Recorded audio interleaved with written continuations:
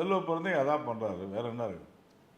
இவங்க எல்லாமே அப்படி தானே, இவங்க கூஜா தூக்கர் தானே, திமுகவின் அடிமைகள் தான் இவர்கள், இல்லை என்று மறுக்க முடியுமா? இல்லை, இவங்களே 2024 மக்களவைத் தேர்தல் முடிஞ்ச உடனே இதே செல்வ பெருந்தகை என்ன சொல்லியிருந்தாருன்னா, எங்களுடைய தனித்துவத்தை தமிழ்நாட்டில் காட்டுவோம், தனிப்பெரும்பான்மையை காட்டுவோம்னாரு. அப்புறம் என்ன ஆச்சுன்னு தெரியல, திடீர்னு நான் அப்படி பேசவே இல்லை, அது வேற மாதிரி போயிருச்சுன்னாரு.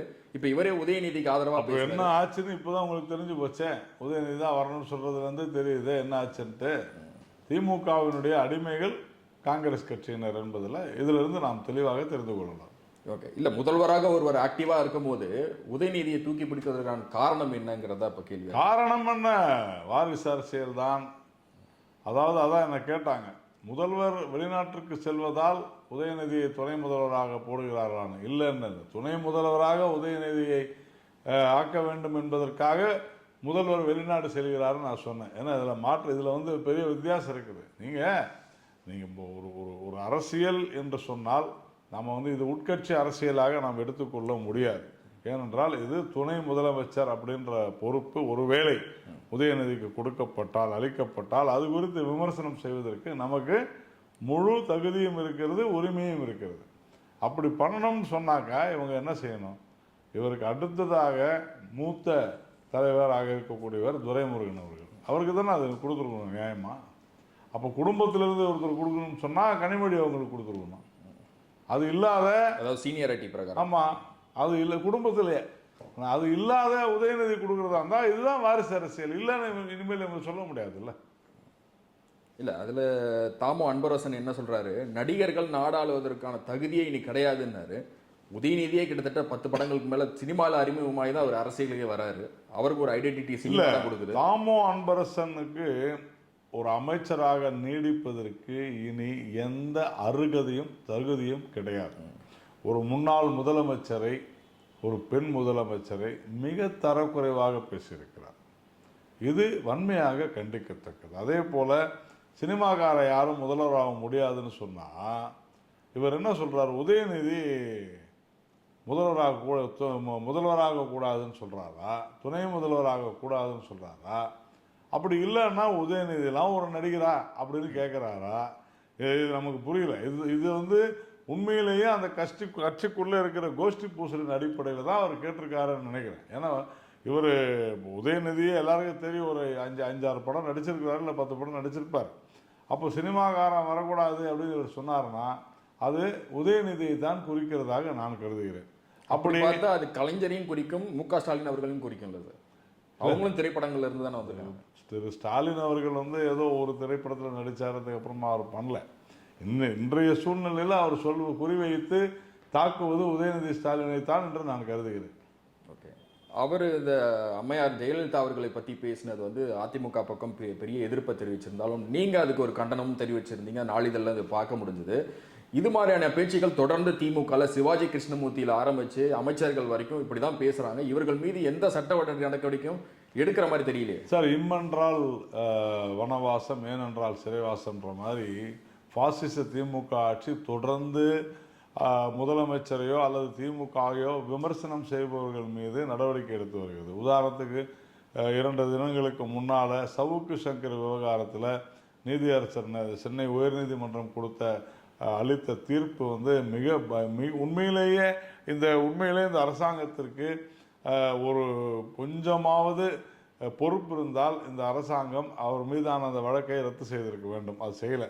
அதே போல் பல்வேறு பிஜேபியை சேர்ந்த பல்வேறு தொண்டர்களை, நிர்வாகிகளை இது போன்று கைது செய்கிறார். நான் என்ன கேட்குறேன், உண்மையிலேயே முதலமைச்சர் எல்லோருக்குமான முதல்வராக இருந்திருந்தால் இந்நேரம் ஏற்கனவே தாமோ அன்பரசன் எங்களுடைய மாநில தலைவர் அண்ணாமலை அவர்களை தாக்குவேன், வெட்டுவேன் என்றெல்லாம் கூட பேசியிருக்கிறார். அப்போ ஏற்கனவே அவரை கைது செய்ய சொல்லி நாம் கோரிக்கை விடுத்திருந்தோம். அதை விட அவர் குடும்பத்தை சேர்ந்த மிக மூத்த உறுப்பினரான முன்னாள் அமைச்சரான தயாநிதி மாறன் பிரதமரை மிக மிக தரக்குறைவாக பேசியிருக்கிறார் கடந்த வாரம். நான் உடனடியாக முதலமைச்சரை என்னுடைய ட்விட்டர் பக்கத்திலே டேக் பண்ணேன், அவரை கைது பண்ணுங்கன்னு கேட்டோம். இன்று வரை நடவடிக்கை இல்லை. நீங்கள் திமுக தலைவராக இருக்கக்கூடாது, ஒரு முதலமைச்சராக இருக்க வேண்டும். சிவாஜி கிருஷ்ணமூர்த்தியை போன்ற ஒரு பேச்சாளர் உலகத்திலே இல்லைன்னு பேசுகிறாரு தயாநிதி மாறன். அப்போ இவங்க அத்தனை பேருமே இதுதான் திராவிட மாடல். மரியாதைன்னா என்னன்னு தெரியாது, நாகரிகம்னா என்னன்னு தெரியாது, ஒழுக்கம்னா என்னன்னு தெரியாது. இதுதான் திராவிட மாடல், இதுதான் திமுகவினுடைய திராவிட மாடல் என்று நான் கருதுகிறேன். இந்த மாதிரி அமைச்சர்கள் மட்டுமில்லை, எல்லாரும் பேசுகிறாங்க. இல்லை, தொடர்ந்து சாதிய குறிப்பிட்டும் பேசுறத நம்ம பார்க்க முடியுது. நீ எஸ்சி தானே, நீ தாழ்த்தப்பட்டவர் தானே, பேசுறது நாங்கள் போட்ட பிச்சைன்னு ஆர்எஸ் பாரதி பேசினாரு.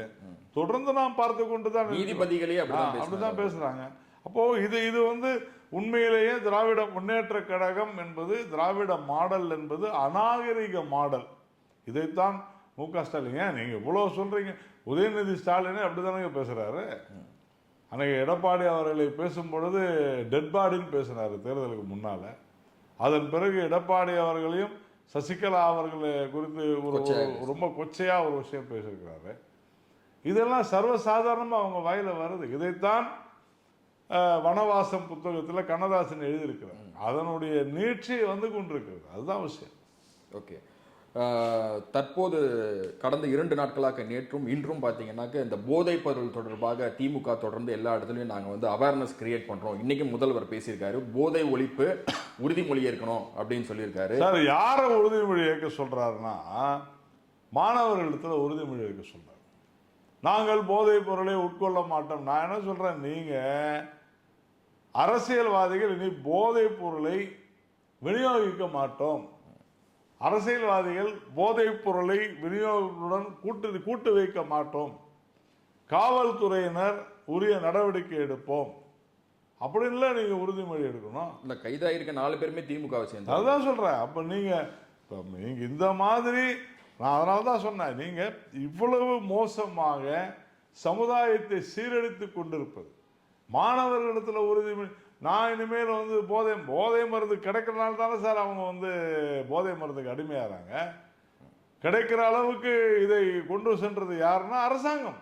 ரொம்ப ஈஸியா நிர்வாகம், உங்களுடைய நிர்வாகமின்மை, உங்களுடைய மோசமான அரசாங்கம்.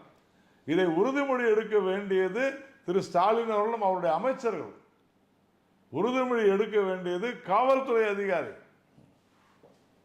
அதனால இது அஷ்யூர் செய்யணும், உறுதிப்படுத்தணும். நீங்க இது போன்ற சமுதாயத்தை சீரழிக்கும் போதை வஸ்துக்களை இங்கு கிடைக்காது செய்வோம் என்ற உறுதிமொழி ஏற்படுத்த விட்டுவிட்டு நாங்கள் ஒரு போதை மருந்தை உட்கொள்ள மாட்டோம்னு பேசுவது இது ஒரு நியாயமான விஷயமா எனக்கு தெரியல. ஓகே, இப்போ நீங்கள் ஒரு சீனியர் லீடராக இருக்கீங்க சார் தமிழ்நாட்டில். அப்படி இருக்கும்போது நீங்கள் கலைஞர் ஆட்சியும் பார்த்துருக்கீங்க, தற்போது ஆளக்கூடிய மு.க. ஸ்டாலின் அவர்களுடைய ஆட்சியும் பார்த்துருக்கீங்க. நீங்கள் ஒப்பிட்டு பார்க்கறது உண்டா சார்?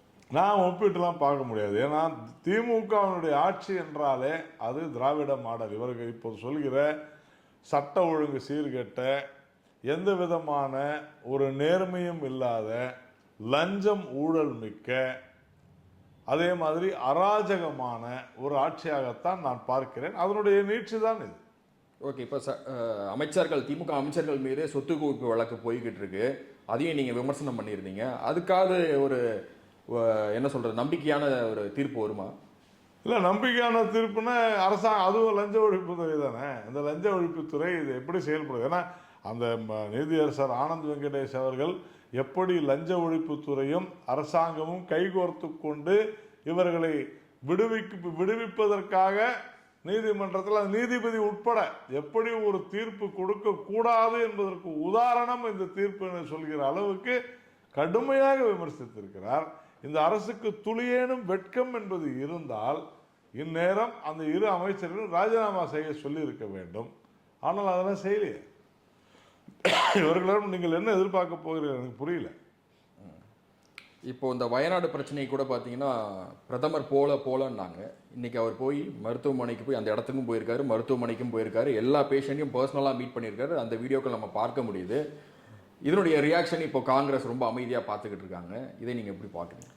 இல்லை, அதாவது பிரதமர் போகவில்லை என்று அவர்கள் சொன்னது இல்லை. இந்த இடத்துல நான் இதை கேட்குறேன்னா, இந்த கேள்வியை கேட்டது திமுக காங்கிரஸ் கூட்டணி தமிழ்நாட்டில். கள்ளக்குறிச்சிக்கு இன்னும் முதல்வர் போல, அதனால கேட்குறேன். இது அரசியல் சார். நான் கடந்த 2 வாரம் முன்பாகவே என்னை கேட்ட போதும் நான் சொன்னேன், இது அரசியல்.